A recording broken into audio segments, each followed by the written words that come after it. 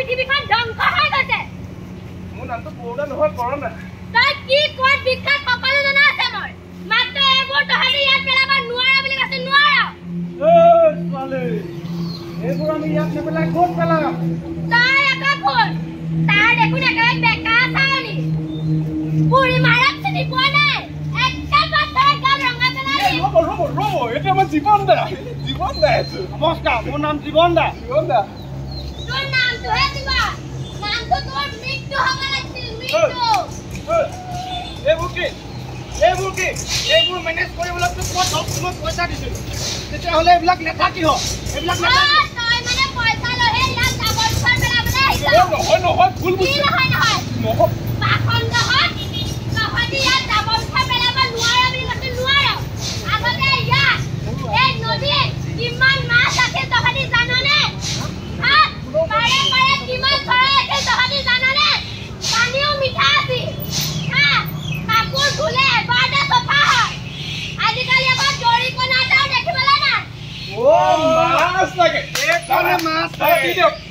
বাইদেউ আমি সকলোকে আদৰণি জনাইছোঁ আৰু এই কাৰ্যসূচীটো আৰম্ভ কৰিবৰ বাবে আগবাঢ়িছোঁ।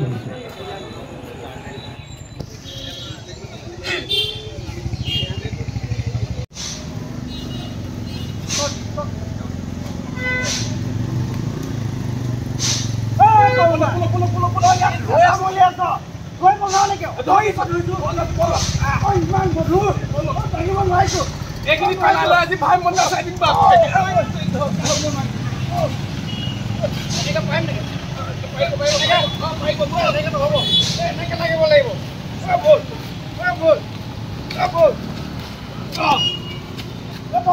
কথা কৈছিলে ভাই মন্দা চাবলৈ। ভাই মন্দা সেইখন কি আকৌ অসমীয়া চিনেমা আকৌ ভাই মন্দা হেৰি নহয় মাতিছ টিকেট ক'ত পাবি কচোন। কেলে এইখিনি পেলোৱাৰ কাৰণে দাদাই 200 টকা দিম বুলি কৈছে।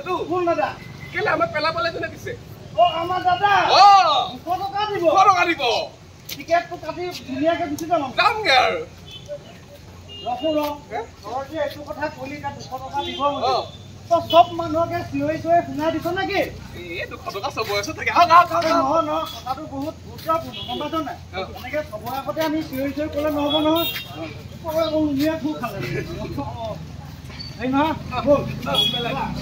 মানুহ আছে নেকি চাই ল। কোনো নাথাকোতে পেলালে ভাল হ'ব। আকৌ যদি কোনোবা দেখে উৎপাদ নালাগিব।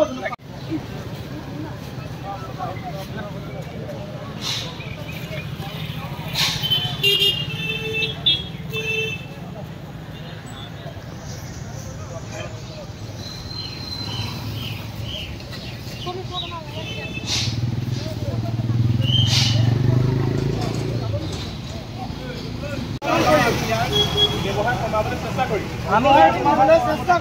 আমাৰ পৃথিৱীখন সেউজীয়া কৰিবলৈ চেষ্টা কৰিম। এটা দিনতে নহয় আমি প্ৰতিদিনতে নিজৰ পৰিৱেশটো নিজৰ দৰে ভাল কৰিবলৈ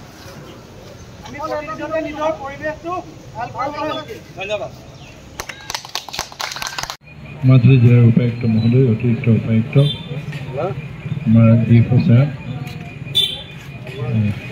সাংস্কৃতিক বিষয়া, বন বিভাগৰ কৰ্মীসকল, কৰ্মচাৰীসকল, শ্ৰদ্ধাৰ ৰঞ্জিত দা, পংকজ দা, ইয়াত উপস্থিত থকা নদীৰ অসুখ নাটৰ নাট প্ৰদৰ্শনৰ শিল্পীসকল, আৰক্ষী বিষয়াসকল, কৰ্মচাৰীসকল সকলোকে মই মোৰ হিয়া ভৰা শুভেচ্ছা জনাইছোঁ।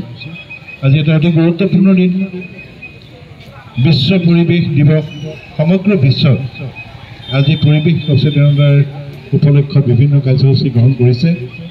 আমি গৌৰৱবোধ কৰিছোঁ যে বিশ্বৰ এই অৱক্ষয় হ'ব খোজা প্ৰাকৃতিক পৰিৱেশক পুনৰ সংস্থাপিত কৰিবৰ কাৰণে মাজুলীৰ বিভিন্ন ক্ষেত্ৰত জিলাৰ আয়ুক্ত মহোদয় ডাঙৰীয়া আৰু অতিৰিক্ত আয়ুক্ত বিষয়া আজি আমাক এই ব্যস্ততাৰ মাজত সময় অকণমান দিয়াৰ বাবে আমি সকলোৱে ধন্যবাদ আৰু কৃতজ্ঞতা জ্ঞাপন কৰিছোঁ।